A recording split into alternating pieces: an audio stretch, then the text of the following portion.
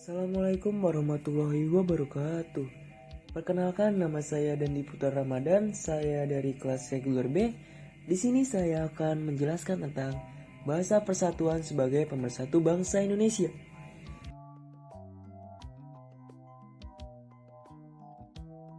Sejak awal pembentukannya, bahasa Indonesia menunjukkan proses sosial budaya dan politik yang menjadi sikap bersama sebagai bangsa Indonesia. Karena itu, bahasa Indonesia juga dapat dianggap sebagai cerminan sikap kebangsaan untuk memajukan Bhinneka Tunggal Ika. Sebagai sebuah produk sosial budaya, Bhinneka Bahasa Indonesia mempunyai beberapa karakter.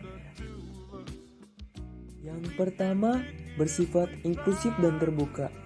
Berbagai bahasa daerah dan bahasa asing menjadi bahasa sarapan dan kemudian menjadi bahasa Indonesia. Bahasa Indonesia menunjukkan proses komunikasi dan pergaulan masyarakat inklusif, termasuk pergaulan dengan bangsa lain. Karena itu, ide pemurnian bahasa Indonesia bertentangan dengan prinsip inklusif yang menjadi roh dari bahasa Indonesia. Bahasa Indonesia menjadi bahasa yang hidup karena inklusifnya. Nah, yang kedua ada bersifat pluralis, menerima perbedaan dan keragaman sebagai sebuah kekayaan bangsa. Kamus Besar Bahasa Indonesia atau KBBI adalah sebuah cerminan dari Bhinneka Tunggal Ika, keberagaman yang menjadi legasi bangsa. Bahasa Indonesia akan terus berkembang karena pluralismenya menjadi roh dari bahasa tersebut. Tanpa pluralisme, bahasa Indonesia ibarat badan tanpa jiwa. Yang ketiga, bersifat demokratis dan egaliter. Semua orang dari berbagai status sosial, latar belakang, suku dan agama dapat berkomunikasi langsung dengan menggunakan bahasa yang sama. Tidak ada hierarki sosial dalam penggunaan bahasa Indonesia. Karena itu, bahasa Indonesia dengan cepat dapat menjadi bahasa kemanusiaan di mana semua manusia menjadi setara di hadapan bahasa Indonesia. Nah, yang keempat, ada bersifat pemersatu bangsa. Bahasa Indonesia kehadirannya dapat diterima di semua daerah, wilayah, lintas agama, dan lintas etnis. Orang desa dan orang kota, perempuan maupun laki-laki, kehadirannya sebagai pemersatu sudah berumur lebih tua. Republik Indonesia sendiri, dengan karakter tersebut, maka sikap anti pluralis, anti inklusivitas, anti kesetaraan dan pemecah belah pemersatu bangsa dapat dianggap ancaman bagi keberlanjutan bahasa Indonesia.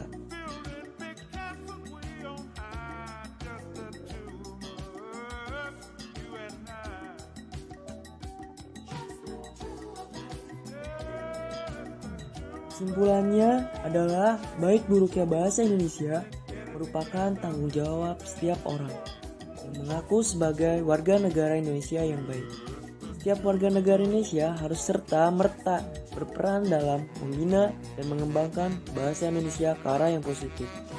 Usaha-usaha dini antara lain dengan meningkatkan kedisiplinan bahasa Indonesia pada era globalisasi yang sangat ketat dan persaingan di segala sektor kehidupan.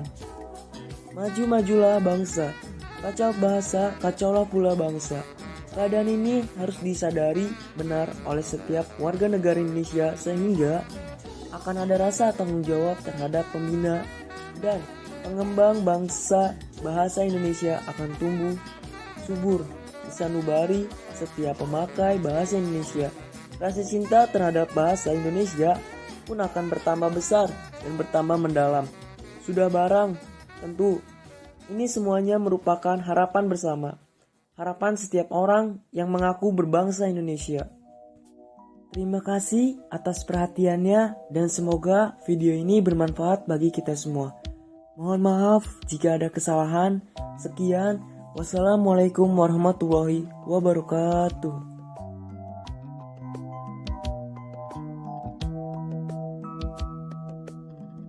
I see the crystal raindrops fall, and the beauty of it all is when the sun comes shining through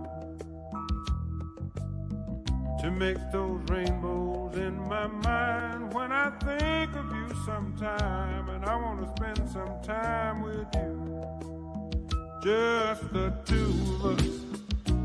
We can make it if we try, just the two of us. Just the two of us. Just the two of us. Building castles in the sky, just the two of us. You and I. We look for love, no time for tears. Wasted water's all that is, and it don't make no flowers grow. Good things might come to those who wait, but not for those who wait too late. We gotta go for all we know. Just the two of us. We can make it if we try. Just